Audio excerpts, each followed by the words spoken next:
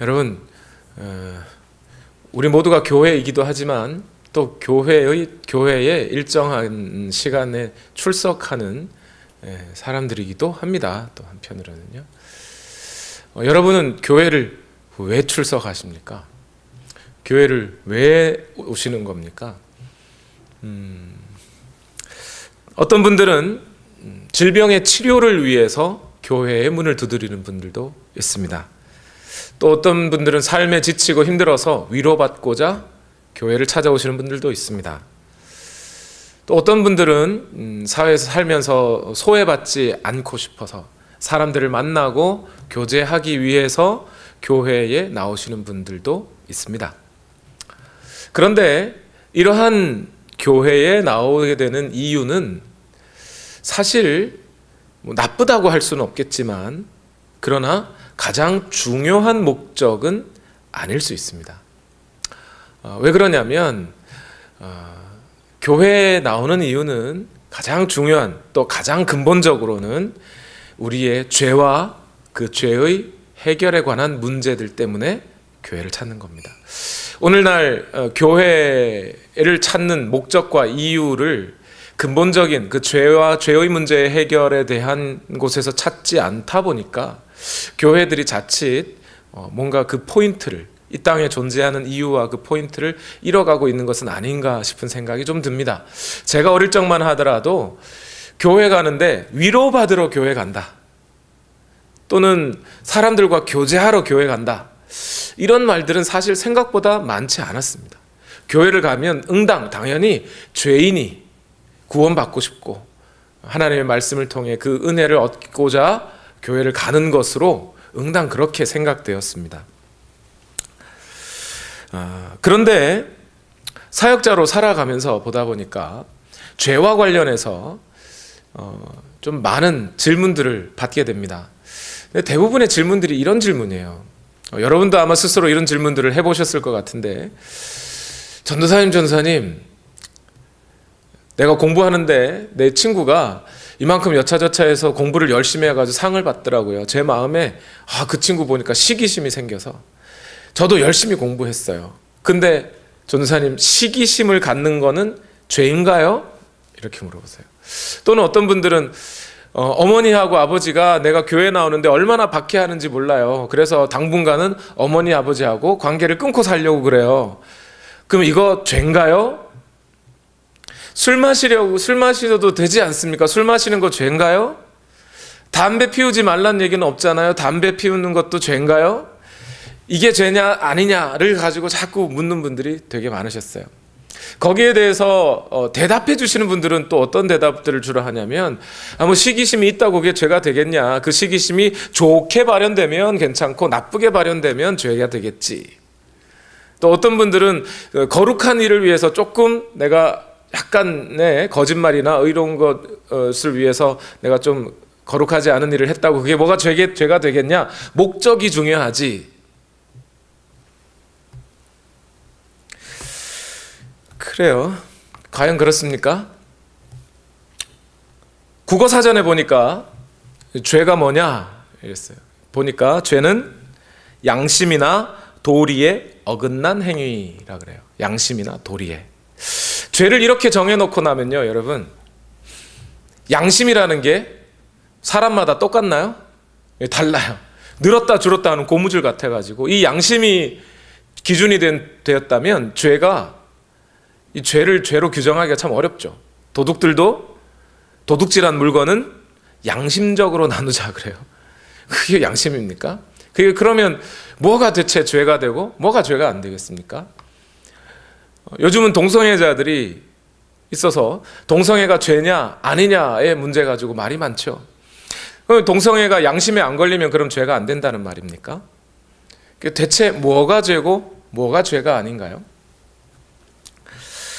성경은 죄가 뭔지 정확하게 구분해 줍니다. 로마서 5장 12절 말씀이 있는데 우리 다 같이 한번 읽어보겠습니다. 로마서 5장 12절 시작. 그러므로 한 사람으로 말미암아 죄가 세상에 들어왔고 또 그 죄로 말미암아 죽음이 들어온 것과 같이 모든 사람이 죄를 지었기 때문에 죽음이 모든 사람에게 이르게 되었습니다. 이 구절에서 한 사람이 죄를 지었대요. 이 한 사람이 누구를 말하는 거죠? 아담을 말하는 겁니다. 오늘 창세기 3장에 있는 아담이 한 일을 가지고 로마서 5장에서는 그것이 죄다 이렇게 말하고 있죠. 아담이 뭐 했는데요? 아담이 뭐 했어요? 선악과를 따먹었습니다. 선악과 먹은 게 왜 죄죠? 하나님이 먹지 말라고 했으니까. 즉 죄라는 게 뭘 죄라고 하는 겁니까? 하나님의 명령이 있고 그 명령에 따르지 않은 것 또는 거역한 것, 그 명령에 온전하게 순종하지 못한 것이 죄라는 겁니다. 그래서 웨스트민스터 신앙고백에도 보면 죄가 뭐냐? 하나님의 의로운 율법에 대한 위반을 죄라고 한다라고 되어 있어요. 그러면 여러분, 하나님의 의로운 율법을 위반한 사람이 누구입니까? 누가 위반했어요? 아담만 위반했어요? 우리는 위반 안 합니까? 하나님의 율법에 위반 안 합니까? 그러면 결국 그래서 로마서 5장 12절 말씀이 뭐라 그런 거예요? 죄의 문은 아담이 연 게 맞아요. 그죠? 근데 아담 한 사람이 죄 지었기 때문에 그 사람의 원죄 때문에 내가 다 죽는 거야가 아니고 뭐라 그래요? 모든 사람이 죄를 지었기 때문에 죽음이 모든 사람에게 이른다 이랬잖아요. 이게 우리 모두의 죄 때문에 죽는 것이라는 겁니다. 죄는 뭐라고요? 불순종을 말합니다. 하나님의 명령에, 하나님의 계명에 불순종하는 거예요. 그래서 오늘 창세기 3장은요 정말 중요한 장입니다. 성경의 여러 장들이 다 중요하겠지만 특별히 창세기 3장도 그 중요한 장들 중에 하나입니다. 특히 우리는 창세기 3장에서 사탄이라는 존재, 또 사탄이 오늘 우리에게 어떻게 나타나 우리를 어떻게 미혹하는지, 또 사람은 어떤 과정에서 죄를 짓게 되는지, 죄를 지은 결과는 무엇인지, 그 결과로 죽음을 얻게 된 인간들을 하나님은 어떻게 구원하시는지, 구원을 얻은 하나님의 백성들은 어떻게 살아가야 하는지 등에 대해서 창세기 3장은 마치 동화책처럼 우리에게 딱 그림으로 아주 압축된 언어로 우리에게 보여주고 있어요. 그래서 창세기 3장을 꼼꼼하게 들여다보고 이해하는 것이 참 중요합니다. 특히 오늘 창세기 3장에는 사람이 죄를 짓게 된 통로, 죄가 들어오게 된 통로가 있음을 알려줍니다. 근데 그 통로를 알아보기 전에 먼저 제가 이 창세기 3장을 이렇게 쭉 관찰해 보면서 되게 중요한 사실 두 가지 하나를 알게 됐어요. 이게 매우 중요한데요. 뭐냐면 여러분, 아담이 창세기 3장에 와서 범죄를 합니다. 그죠? 선악과를 따먹어요. 그런데 창세기 3장에 올 때까지 하나님은 아담에게 뭘 해주셨죠? 하나님이 아담에게 해주신 게 뭔가요? 하나님은 아담을 지어주셨고 생명을 주셨고 모든 만물을 지어 그에게 주시며 다스리라, 정복하라, 또 식물들을 먹이로 주셨고 먹을 것으로 주셨고 동물들의 이름을 붙여낼 수 있는 권리와 또 지혜도 주셨고, 그죠? 그리고 에덴 동산 안에서 하나님과 함께 교제할 수 있게 해주셨고 아내를 주셔서 그 아내와 함께 한 몸을 이루어 살아갈 수 있는 행복을 맛보게 해주셨어요. 하나님이 해줄 수 있는 모든 것을 다 해주셨습니다. 대신 거기에 한 가지 계명만 딱 주셨어요. 선악과는 먹지 마라. 그죠? 모든 걸 다 해주신 하나님이 하나만 딱 부탁한 거예요. 그런데 갑툭튀 갑자기 툭 튀어나온 마귀가 아담에게 뭐 해준 거 있어요? 아무것도 없어요. 그냥 와가지고 하나님이 먹지 말라고 그런 거 잘 생각해봐. 내가 옆에서 보니까 너무 니네 불쌍해. 하나님이 니네 못 먹게 하려고 일부러 그런 거야. 니네가 하나님처럼 되면 큰일 나니까 그거 먹는다고 안 죽는다. 그러고 간 것뿐이에요. 마귀가 아담을 위해서 해준 게 하나도 없어요. 근데 아담은 누구 말을 들어요? 마귀의 말을 듣는 거예요. 여러분 이거 이상하지 않아요? 여러분에게 가장 친한 친구인데 여러분이 그 사람한테 다 해줬어요. 해달라는 거 다 해줬어. 그리고 하나만 약속했어요. 근데 갑자기 다른 애가 와가지고 얘한테 내 말을 듣지 말라 그랬단 말이에요. 그랬더니 얘가 저쪽으로 가버리네? 이거 뭐죠? 배반형, 배신형. 어떻게 그럴 수가 있어요? 말이 안 되죠. 또 한 가지가 있어요. 분명히 여러분, 마귀는 아담에게 선악과를 먹어라라고 얘기를 했어요, 안 했어요? 안 했어요. 마귀는 그런 얘기를 한 적도 없어요. 그렇게 권면도 안 했어요. 심지어 이거 안 먹으면 죽여 하면서 겁박을 한 적도 없어요. 그런데 오늘 본문에 보니까 이미 마귀는 딱 사라지고, 우리 눈에서 딱 사라지고 사람의 생각이 딱 자리를 잡는 거예요. 보니까 먹음직스럽고 보암직스럽고 탐스럽고, 그러고 먹는 거죠. 아담도 먹습니다. 즉 지금 아담과 하와는 마귀 때문에 어쩔 수 없이 범죄한 거예요? 아니면 자기들이 결정해서 범죄한 거예요? 전자예요, 후자예요? 후자죠. 그러니까 지금 아담과 하와는 적극적으로 죄를 짓고 있다는 사실이에요. 그래서 나중에 그 범죄함에 대해서 마귀에게 핑계 댈 수 있어요, 없어요? 없어요. 그것이 오늘 우리 창세기 3장 6절이 보여주고 있는 거예요. 그러면서 아니, 아담이 어떻게 이럴 수 있지? 하나님이 지어주신 그 똑똑한 아담이 어떻게 이렇게 멍청한 짓을 할 수 있지? 하나님과 그렇게 친밀히 지내던 아담이 어떻게 하나님과의 약속을 저버리는 그런 배반형으로 살 수 있는 거지? 그것도 자기 판단에 따라. 그런데 오늘 3장 6절을 가만히 들여다보면 아담과 하와에게는 죄의 통로라는 것이 있었다는 겁니다.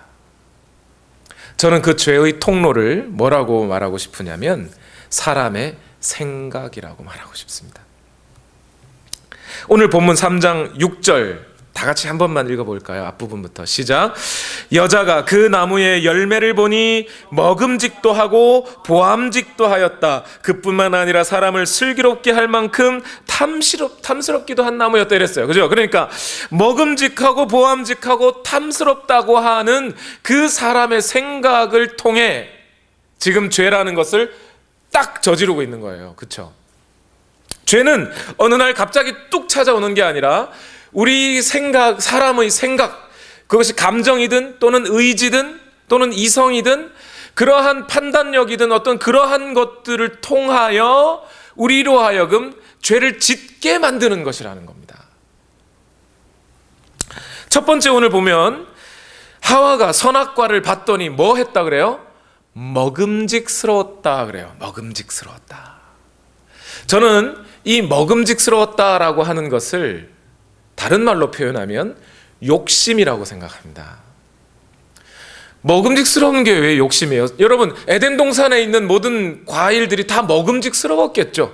하나님이 처음 만들었던 하나님의 직접 작품들이니 얼마나 먹음직스러웠겠습니까? 그죠? 그런데 아담과 하와가 선악과를 딱 보고 먹음직스러웠다는 이것이 말이 잘 안 됩니다. 사실은요. 왜 그렇죠? 선악과 말고 다른 거 먹을 게 있어요, 없어요? 있는 정도가 아니라 많아요. 그죠? 예수님처럼 이 사람들이 40일 금식했어요, 안 했어요? 금식한 것도 아니에요. 얼마든지 먹을 수 있어요. 배고프면 그거 먹으면 돼요. 그런데 왜 하필 딱 그것만 먹고 싶느냐 이 말이에요. 네. 그래서 그걸 뭐라는 거예요? 욕심이라는 겁니다. 욕심. 욕심이 우리에게 뭘 갖고 오는 거예요? 죄라는 겁니다. 죄를 갖고 오는 거예요. 야고보서 1장 14절 15절 말씀에 분명하게 이렇게 말하죠. 같이 읽어봅시다. 시작. 사람이 시험을 당하는 것은 각각 자기의 욕심에 이끌려서 꾀임에 빠지기 때문입니다. 욕심이 잉태하면 죄를 낳고 죄가 자라면 죽음을 낳습니다. 그러니 아담은 무엇과 먼저 싸웠어야 해요? 욕심과 싸웠어야 해요. 욕심이 딱 들어오면, 우리 집사님 좀 전에 말씀하신 대로 욕심이 딱 들어오면 명령했잖아요. 그죠? 명령했는데 내 마음에 욕심이 딱 생기면 하나님이 알려주신 명령 말고 뭐가 딱 보여요? 다른 길이 보이기 시작하는 거예요. 선악과 먹지 말라, 이것이 하나님과 교통할 수 있는 길이잖아요. 근데 이 길 말고 선악과를 먹는 길이 보이는 거예요. 욕심이 생기면, 그리고 그 길만이 나를 살려줄 것 같아요. 그게 욕심이 갖고 오는 작용입니다. 여러분, 제가 이게 그냥 무슨 허튼 얘기를 하는 게 아니고 맞는 얘기예요. 잘 들어보세요.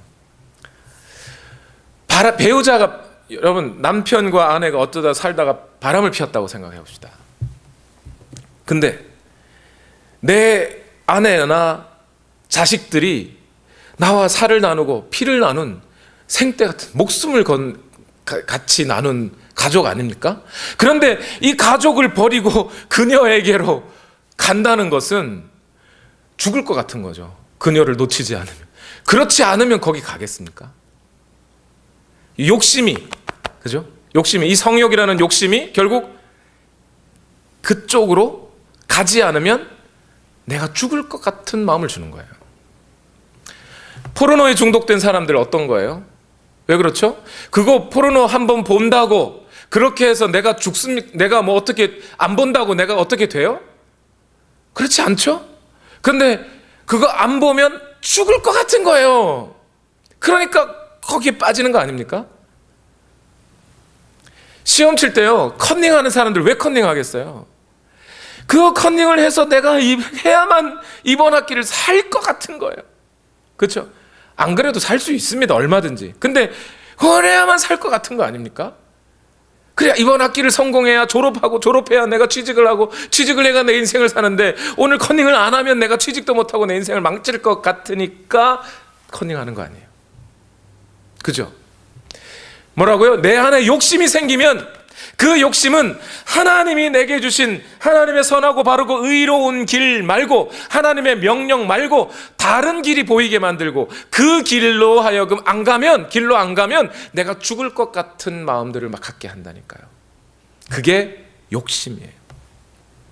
오늘날 어려서부터 교회에서 엄마 아빠 따라 교회 다니고 살던 어린 아이들이 대학교 가면서 도시로 나가고 엄마 아빠로부터 독립하면서 교회도 같이 떠나요.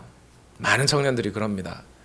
예, 저도 오늘날 많은 청년들이 어떤 직장의 문제로 또 학업의 문제로 고달프다는 건쯤은 알고 있습니다. 그런데 가만히 한번 생각해 봐요.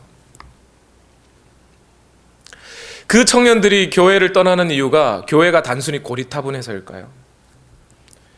고리타분한 걸로 따지면 30-40년 전 제가 다니던 시골 교회가 훨씬 고리타분합니다. 단순히 세상보다 재미없어서일까요?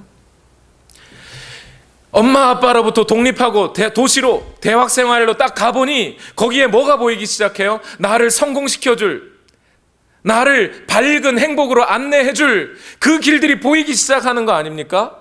그리고 어머니 아버지가 내 곁에 있을 때보다 이 세상에 그 친구들이 함께 있는 것이 더 나를 행복하게 해줄 것 같은 그 길이 보이지 않나요? 그러면서 자연스럽게 기독교와 그 믿음은 져버리는 거죠. 내가 어렸을 적에 너무 엄마 아빠 따라다니면서 너무 고리타분하게 지냈어. 나는 그 많은 시간을 왜 그렇게 억눌리며 살았던가. 이제 내 자유를 찾아보자. 그리고 내가 이 속에서 내가 열심히 잘 살아내면, 이 길에서 성공하게 되면, 물론 요즘은 그 길도 잘 성공하기 어려운 것 같긴 한데요, 성공하면 그것이 나를 살려줄 것으로 보인단 말이에요. 그래서 어렸을 적에 다녔던 그 교회와 기독교 신앙을 버리는 거예요. 뭐가 자리 잡으니까요? 그걸 욕심이라고 하는 겁니다. 욕심이 죄를 가져온 겁니다. 두 번째로 죄가 들어오는 통로가 하나 있었어요. 첫 번째는 먹음직, 두 번째는 뭐예요? 보암직 이랬어요. 보암직. 분명히 봤는데 뭘 또 보암직이에요. 그죠? 보암직하다, 이 말을 저는 이것을 이기심이라고 바꾸고 싶어요. 사람의 생각 중에. 왜 이기심이냐 이게. 여러분, 지금까지 창세기 말씀 중에 보시기에 심히 좋았더라, 이것은, 그 말은 누가 보는 거예요? 누가? 하나님이 보시기에 좋았다라는 거예요. 모든 천지 만물도, 심지어 사람 자신조차도 내가 좋아서 내게 좋은 게 중요한 게 아니라 하나님 보시기에 좋은가가 중요한 거였단 말이에요. 그런데 바로 창세기 3장 6절, 오늘 바로 이 구절에서 보기에 좋다라는 이 보기에 주어가 누구로 바뀌어 있어요? 하와, 사람으로 바뀌어 있어요. 하나님이 중심이 아니라 누구 중심이요? 내 중심이어야 한다는 거예요. 내 중심으로 이 모든 세상이 돌아가야 한다는 거예요. 내가 보기에 좋아야 한다는 거예요. 내가 보기에 좋아야 하고 내가 보기에 세상이 다 나를 중심으로 돌아가야 하고 심지어 누구도 하나님도 나 중심으로 돌아가야 되는 거예요. 내가 보기에 좋은 하나님이 되는 거죠. 그때는 이것이 보암직하다는 말이 이기심의 다른 표현과 같은 거죠. 그래서 로마서 1장 18절 말씀을 한번 보세요. 거기엔 이렇게 기록합니다. 하나님의 진노가 불의한 행동으로 진리를 가로막는 사람의 온갖 불경건함과 불의함을 겨냥하여 하늘로부터 나타납니다. 사람의 불의한 행동이 진리를 가로막는다 이랬어요. 그죠? 그런데 로마서 2장으로 넘어가면 바울이 똑같은 표현으로 이렇게 바꿔놨습니다. 읽어보겠습니다. 다 같이 시작. 이기심에 사로잡혀서 진리를 거스르고 불의를 따르는 사람에게는 진노와 분노를 쏟으실 것입니다 이랬어요. 그 앞에서 나왔던 불의한 행동 2장에서 뭐로 바뀌어 있어요? 이게 이기심. 사람의 마음속에 이 이기심이 오면 하나님의 진리라 할지라도 하나님의 명령이라 할지라도 어떻게 한다고요? 거스른단 말이에요. 왜요? 내가 중심이니까. 하나님이 중심이 되고 하나님이 높아지셨다면 그 하나님의 명령과 그 불꽃 같은 눈초리 앞에 내가 어떻게 죄 지을 마음을 생각하겠어요? 어떻게 하나님의 명령에 불순종할 마음을 갖겠어요? 사단이 잠시라도 나를 속였을지라도 얼른 사단아 물러가라. 하나님이 지금 보고 계신데 어딜 감히 내가 지금 죄를 지란 말이야. 어떻게 하나님 명령에 어긋나란 말이냐 했을 거예요. 그런데 하나님이 중심이 아니라 내 중심이란 말이에요. 내가 판단의 기준이 되고 내가 좋은 게 좋은 거고 내게 잘해주는 사람이 선한 거고 내게 좋은 말 해주는 사람이 착한 거고. 요즘 그러지 않아요? 저 목사님 참 좋아. 왜 좋아요? 나한테 축복해 주셨어. 내한테 축복해 주면 좋은 거예요? 기준이 하나님께 있지 않고 내게 있는 거. 이거 뭐예요? 이기심. 그 이기심이 있을 때 사람은 하나님의 권위를 깎아내리는 거예요. 하나님을 상대화시켜 버리는 거예요.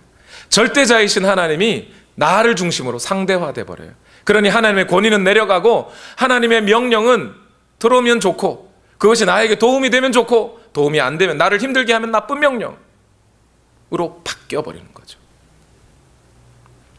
여러분, 성경은 하나님에 대해서 뭐라고 선포합니까? 이 성경 전체를 두고 계속해서 성경은 하나님에 대해서 뭐라고 말합니까? 하나님은 절대자시오. 하나님은 선하신 분이에요. 이 하나님이 선하시다는 것은 하나님 내게 잘해주시는 분 이런 뜻이 아니라 하나님은 어떤 선한 일을 하는 게 아니라 하나님 하시는 일이 선한 거라는 거예요. 하나님이 선하는 게 하나님이 기준이라는 뜻에서 하나님이 선하다는 겁니다. 왜요? 하나님은 땅 끝까지 저 우주 하늘 끝까지 지으신 창조주세요. 그분은 영원토록 영광 가운데 계시며 변함이 없으시며 회전하는 그림자도 없으신 분이세요. 피곤치 않고 곤비치 않으시는 하나님이에요. 그분만이 참되시며 그분만이 선하시며 그분이 하는 것이 선한 것이며 우리는 감히 그분 앞에서 그분의 이름조차 부를 수 없는, 이 땅의 어떤 왕들도 하나님과 비교할 수 없고 그들 모두가 하나님 앞에 굴복하여 하나님께 영광 돌려야 하는 분, 우리에게 필요한 모든 것은 하나님으로부터 오는 것이고 그래서 우리가 하나님을 경외하는 것이 모든 지혜와 지식의 근본이 되는 거예요. 그분이 하나님이에요. 감히 우리는 그분 앞에 토를 달 수도 그분의 말씀에 거역할 수도 없는 존재예요. 그런데 우리는 어떻습니까? 너무나 쉽게 종교적인 내용을 가지고 논쟁하면서 하나님이 말이야 정말 저것까지 지으셨을까? 하나님이 저 사람도 구원하실까? 하나님이 이 일도 하실 수 있을까? 반을 위해 천사 5마리를 올릴 수 있을까? 네모난 삼각형을 만들 수 있을까? 뭐 이런 궤변들을 늘어놓으면서 하나님의 계명에 대해서는 10계명 그거 벌써 몇천 년 전에 지었던 거 오늘날 현실하고 너무 맞지 않지 않는가? 고리타분하지 않는가? 시대에 뒤떨어진 거 아닌가? 그런 이야기들을 쉽게 입에 담으면서, 아마 그런 말을 하는 사람들 입에는 담배가 물려져 있거나 손에는 맥주캔이 들려져 있거나, 그도 아니라면 두 손은 주머니에 꽂은 채 하나님을, 그 권위를 땅에 떨어뜨리고 있는 것은 아닌지요. 창세기를 쓴 모세는 하나님을 어떻게 경험했습니까? 가시떨기 가운데 불꽃이 있어요. 신기해서 쳐다보고 있습니다. 야, 저게 뭐지 하고 달려가 봤어요. 그때 하늘로부터 음성이 있습니다. 모세야, 내가 선 곳은 거룩한 곳이다. 신발을 벗어라. 이게 뭐겠습니까? 무슨 뜻이겠어요? 모세야, 감히 네가 나를 조사하려 드느냐? 궁리하려 드느냐? 나는 나다. 누구도 나를 규정할 수 없고, 누구도 나를 이래라 저래라 할 수 없는, 규정할 수 없는 하나님, 절대자이시다. 그와 만나는 너는 지금 이곳이 거룩한 곳인 줄 알고 나를 조사하려 들지 말고 무릎을 조아려라. 무릎을 꿇어라. 그 얘기 아닙니까? 그분이 하나님이세요. 그분의 명령이에요. 그러니 그분의 명령에 순종하지 않는 것은 죄가 되지 않습니까? 이제 여러분, 설교 전에 써두셨던 주보 안쪽 면을 잠시 펴보세요. 거기에 여러분이 생각하신 하나님을 적으셨죠. 옆 사람 보여주지 마세요. 혹시나, 다 그렇진 않겠지만, 여러분이 적으신 하나님에 대한 여러분의 생각, 거기에 너무 이기적인 마음이 들어가 있지는 않으세요? 하나님은 나를 위해 일해 주시는 분, 하나님은 내가 생각하기에, 물론 질문 자체가 여러분 생각에 이랬잖아요. 그러긴 했는데, 만약 거기에 그 하나님의 절대적인 권위와 명령에 만약 우리가 적어도 그 하나님을 상대화시켜버리고, 적어도 그 하나님을 나를 위해 일하시는 어떤 분으로 만들어버렸다면, 우리는 우리 마음속에 뭐가 있다는 걸 알아야겠어요? 이기심, 나 중심적인 생각이 있다는 걸 알아야 돼요. 세 번째로 죄가 들어오는 통로가 또 하나가 있습니다. 첫 번째 먹음직, 두 번째 보암직, 세 번째 지혜롭게 할 만큼 탐스러움이 있었어요. 이 하와가 선악과를 봤더니 어떻게 했다는 거예요? 야, 저거 먹으면 어떻게 하겠다고요? 나를 지혜롭게 하겠구나 라는 생각이 들었다는 거예요. 여기서 지혜는 뭘 말해요? 선악을 알게 하는 지혜를 말하죠. 즉, 그 지혜를 얻어서 아담과 하와는 어떻게 하고 싶은 거예요? 하나님처럼 높아지고 싶은 거죠. 그걸 다른 말로 뭐라고 해요? 교만이라고 하는 겁니다. 교만. 죄가 타고 들어오는 사람의 생각 세 가지 뭐요? 욕심, 이기심, 교만. 이 세 가지가 결국 아담과 하와 안에 있었다는 얘기가 되는 거예요. 사람의 마음에 교만이 들어오면 어떻게 될까요? 사람의 마음에 교만이 생기면, 유대의 왕 중에 우시야라는 왕이 있습니다. 유대 후대의 왕인데 비교적 다른 왕들에 비해서는 참 선한 왕입니다. 52년 동안 예루살렘에서 다스렸어요. 다행히 하나님이 그를 도우셔서 어느 나라와 싸우든지 이기게 해주셨습니다. 블레셋과도 이기고 아라비아와도 싸워서 이기고, 특히 이 사람은 그 무기 제조업자들을 잘 세워가지고 투석기를 만들어요. 그래서 공성전 이런 것도 잘하고요. 그러다 보니까 승승장구하게 됐고, 사람들이 이 사람을 칭송해줬고, 멀리 이집트에까지 우시야의 이름이 알려지기 시작했습니다. 점차 사람이 그를 높여주다 보니까 그 마음이 어떻게 돼요? 교만해집니다. 교만해지자 뭐 하게 됐을까요? 죄를 짓습니다. 역대하 26장 16절에 우시야 왕은 힘이 세워지면서 교만하게 되더니 드디어 악한 일을 저지르고 말았다. 주님의 성전 안에 있는 분향단에다가 분향을 하려고 그리로 들어간 것이다. 이것은 주 하나님께 죄를 짓는 것이다. 교만하니까 거룩한 하나님의 구별된 제사장들만 들어가야 할 성전에 왕이 들어가서 분향하게 되었단 말이에요. 자기는 왕인데, 그렇게 구별된 사람도 아닌데, 이것이 뭐예요? 교만. 그래서 결국 이 일로 우시야는 나병을 얻어서 죽게 됩니다. 자, 그런데 마치 이 우시야 왕이 교만해질 것을 예견이나 했다는 듯이 역대하 2장 5절에는 이렇게 기록합니다. 같이 한번 읽어보겠습니다. 시작. 그의 곁에는 하나님을 경외하도록 가르쳐주는 스가랴가 있었는데 스가랴가 살아있는 동안 우시야는 하나님의 뜻을 찾았다. 그가 주님의 뜻을 찾는 동안은 하나님께서 그가 하는 일마다 잘 되게 하여 주셨다. 이 말은 뭐예요? 교만해지자 그 전까지는 우시야는 하나님 스가랴의 말씀을 통해 하나님을 경외하고 하나님의 뜻을 찾고 하나님의 생각을 여쭙고 그러면서 살았는데 교만해지니까 누구 뜻을 생각지 않아요? 하나님의 뜻을 생각지 않는다 이 말입니다. 교만하면 어떻게 돼요? 내가 하는 어떤 행동에 하나님은 어떻게 생각하실지, 내가 하는 말을 하나님은 어떻게 봐주실지, 내가 하는 선택을 하나님은 어떻게 봐주실지 생각한다는 거예요? 안 한다는 거예요?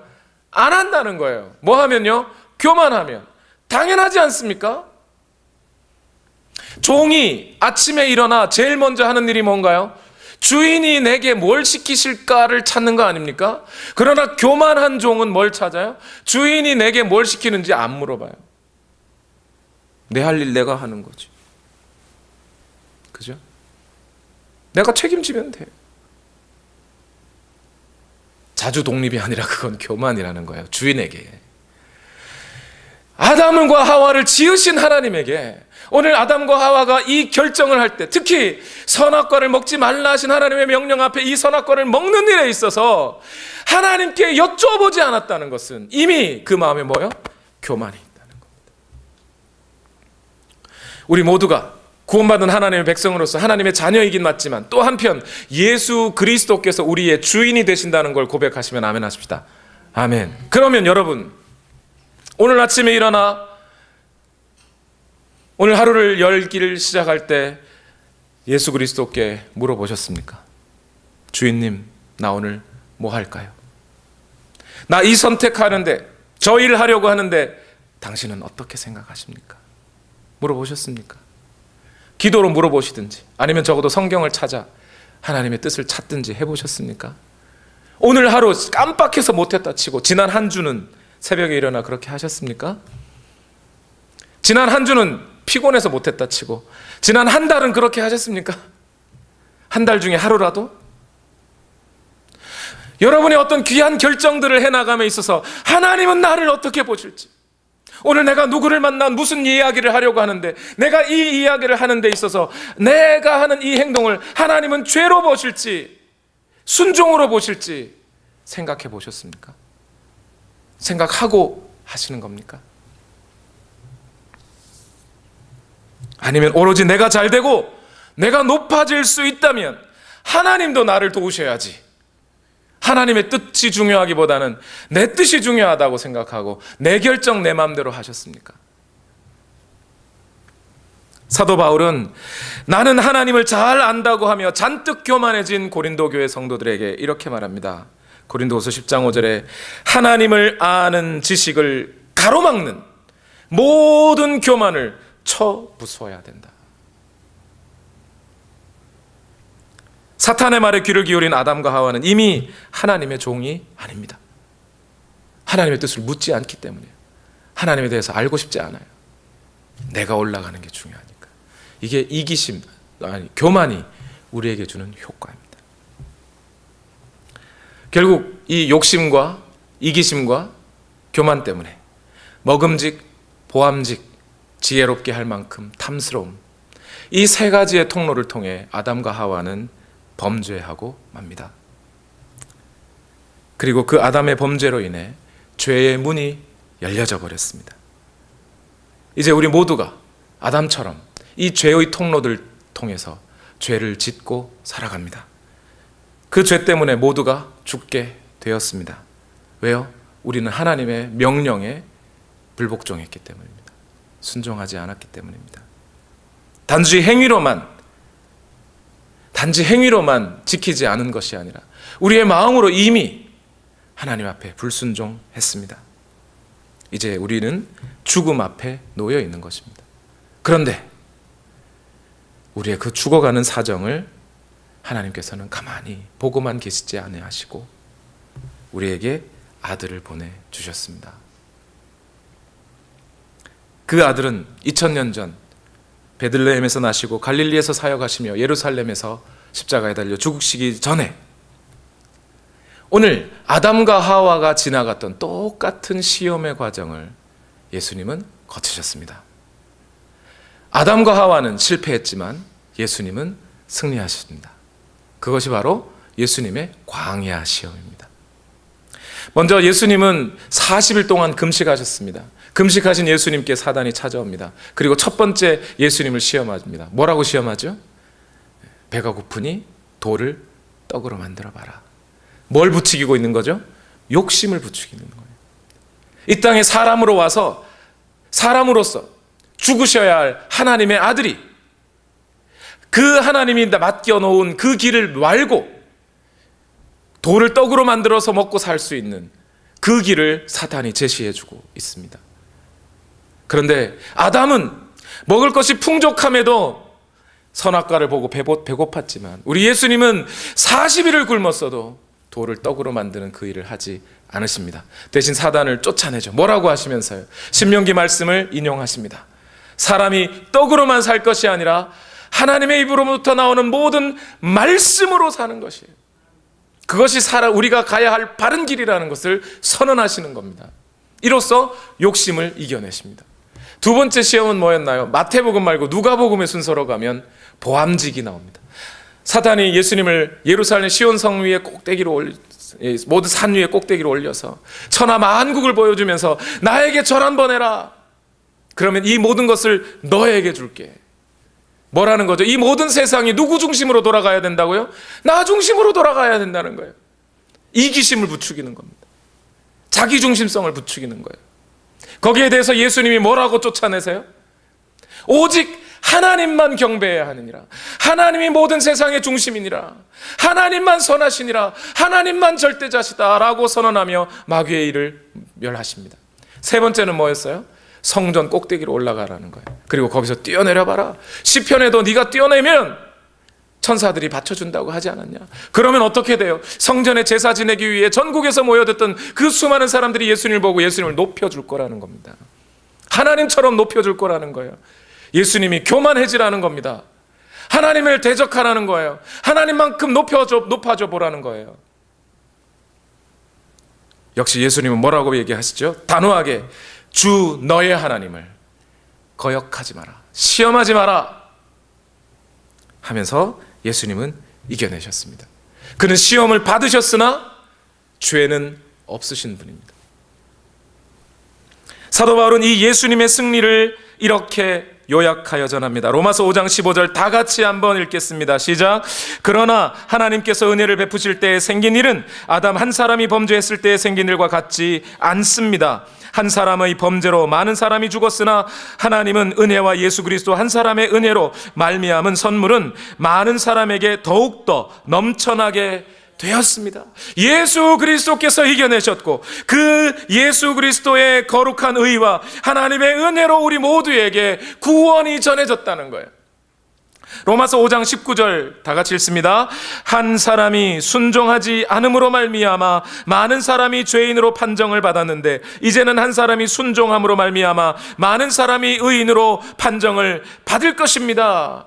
우리 모두가 예수 그리스도의 선하신 예수 그리스도의 의를 그 죄를 짓지 않으시고 그 모든 시험을 이겨내신 예수 그리스도의 의를 우리가 덧입어 그 의가 우리에게 전가됨으로 말미암아 오늘 믿음으로 예수 그리스도를 주와 구세주로 고백하여 그분과 연합하는 자들은 이제 죄와 죽음에서 벗어나게 된다는 거예요.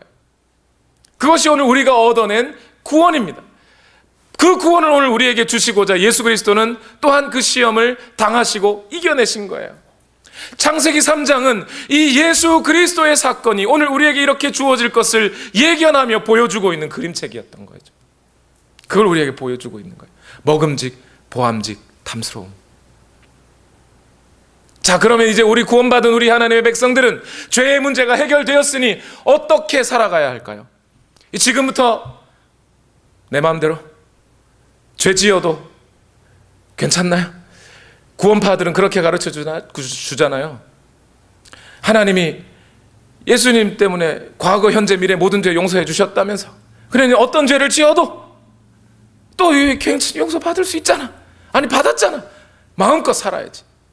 맞아요? 성경이 그렇게 가르쳐 줍니까? 요한 1서 2장 15절과 16절 말씀에 사도 요한은 이제 구원받은 하나님의 백성은 오늘 이 세상을 어떻게 살아가야 하는 것인지를 창세기 3장의 단어와 똑같은 단어를 써서 여기다 보여줍니다. 보실까요? 읽어볼까요? 다 같이 시작. 여러분은 세상이나 세상에 있는 것들을 사랑하지 마십시오. 누가 세상을 사랑하면 그 사람 속에는 하늘 아버지에 대한 사랑이 없습니다. 세상에 있는 모든 것, 곧 육체의 욕망과 눈의 욕망과 세상 살림에 대한 자랑은 모두 하늘 아버지에게서 온 것이 아니라 세상에서 온 것이기 때문입니다. 뭐요? 먹음직, 보암직, 탐스러움. 육체의 욕망, 눈의 욕망, 이생의 자랑, 욕심, 이기심, 교만. 이것들이 다 세상의 것들이고 이 세상에 하나님의 은혜 없이 살아가는 모든 사람들은 바로 이 세 가지의 마음들을 가지고 지금도 살아가고 있고, 그래서 하나님을 거부하고 하나님의 권위를 깎아내리고 하나님의 명령을 업신여기며 하나님 앞에 불순종하는 자들로 살아간다. 너희도 이 세상이 그렇게 나갈 때, 이 세상이 사라져갈 때 그 세상의 욕심을 따라 살다가 그 세상과 함께 사라질 것이냐? 오늘 너희는 구원받은 자답게 이 욕심과 이기심과 교만을 버려버리고 육신의 정욕과 안목의 정욕과 이생의 자랑을 버리고 먹음직, 보암직, 탐스러워하는 그 마음을 버리고 하나님이 주신 마음을 가지고 살아가라. 기독교는 뭐 하는 거예요?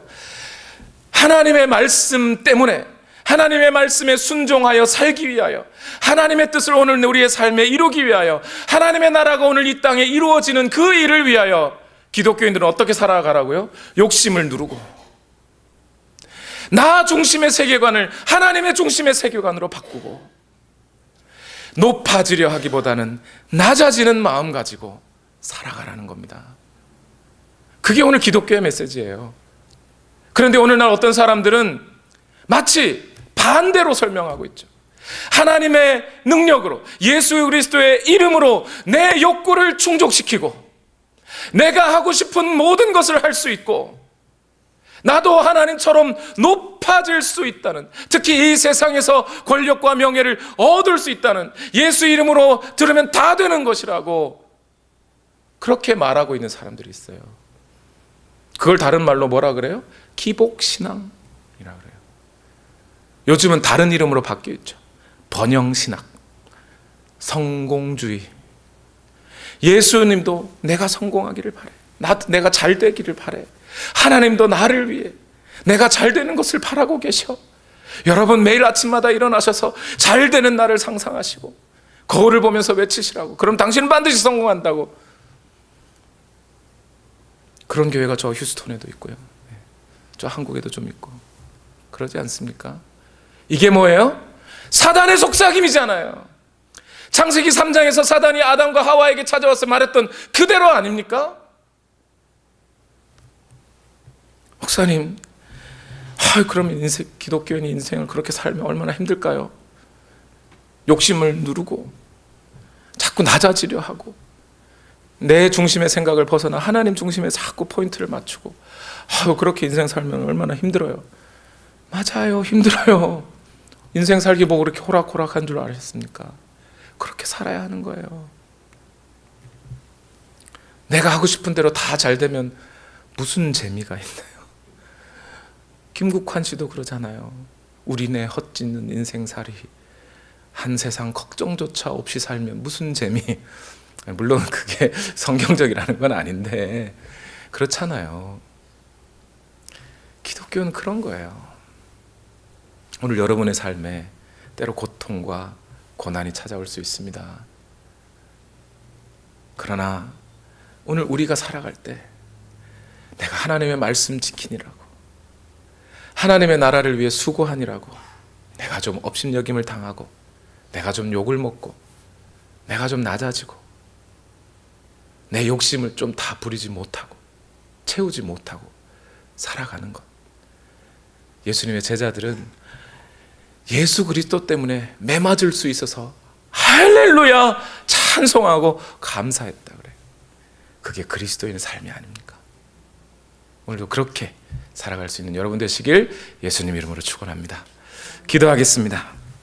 우리 다 같이 함께 기도합시다. 하나님, 내가 하나님 말씀 때문에 하나님 말씀 순종하니라고 때론 내가 하고 싶은 거 못하고 때로는 내 중심으로 세상이 돌아가는 것도 그거 다 포기하고 하나님의 나라를 위해서 내가 낮아지고 엎드려지고 때로는 내가 깨어져도 그것이 하나님 때문이라면, 예수님 때문이라면 나 감사합니다 하며 주를 위해 살아가는 내가 되게 하여 주옵소서. 우리 이 기도 제목 가지고 우리 다 같이 함께 기도하시겠습니다. 살아계신 하나님, 오늘도 우리를 인도하여 주시니 감사합니다. 오늘도 인도하여 주시옵소서. 주님 인도하여 주시옵소서. 주의 말씀으로 살아갈 수 있도록 인도하여 주시옵소서. 주의 말씀이 오늘 우리를 인도하여 주시기를 원합니다. 주여 역사하여 주시옵소서. 주님 인도하여 주시옵소서. 나의 주여 역사하시고 오늘 우리의 모든 삶을 주관하여 주시사 하나님의 말씀에 순종하고 죄와 싸우고 우리 자신을 의의 병기로 하나님께 드리고 순종의 병기로 하나님께 드리고 하나님의 병기로 살아갈 수 있도록 주여 우리를 인도하여 주옵소서. 이 세상은 우리를 자꾸 공격하며 높아지라 하고 나 중심으로 살라고 합니다. 그러나 오늘 우리는 하나님을 따라 하나님의 은혜를 갈구하며 하나님의 능력으로 살아가는 우리가 되게 하여 주시옵소서. 나를 자녀 삼아 주셨네. 나의 사랑 고백하리라. 나의 구주 나의 부드러운 주의 속삭임, 부드러운 주의 속삭 나의 이름을 부르시네. 주의 능력 주의 영광을 보이사 주의 영광을 보이 성령을 부으소서. 부으소서. 메마른 곳 거룩해지도록 른 곳 거룩 내가 주를 찾게 하소서.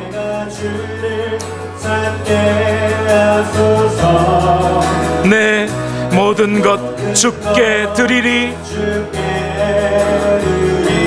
나의 구주 나의 친구.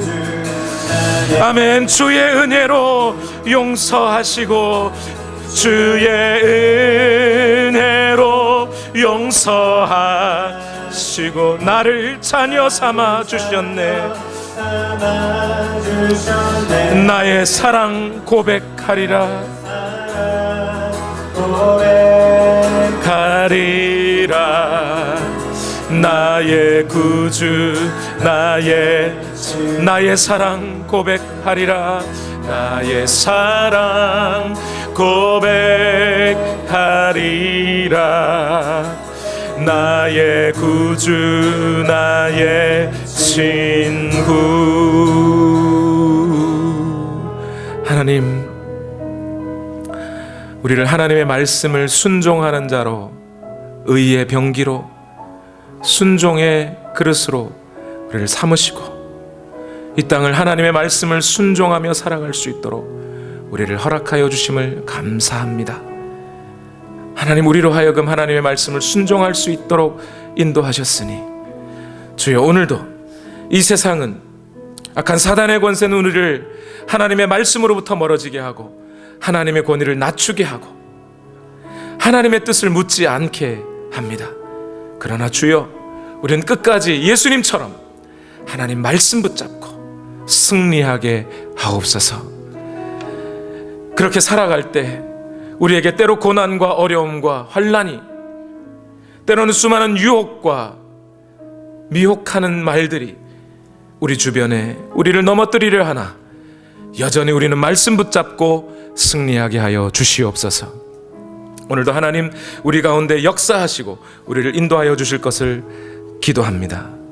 이 시간 또 하나님 앞에 간절히 간구하옵기는 이 시간 하나님 앞에 예물을 올려드립니다. 우리가 하나님의 나라와 그 의를 구하며 드리오니 너희는 먼저 그의 나라와 그의 의를 구하라. 그리하면 이 모든 것을 너희에게 더하시리라. 약속하신 그 약속의 말씀대로 오늘 우리의 삶에 이루어지게 하옵소서. 예수님의 이름으로 기도하옵나이다. 아멘. 나의 모습 나의 소유 찬송하시고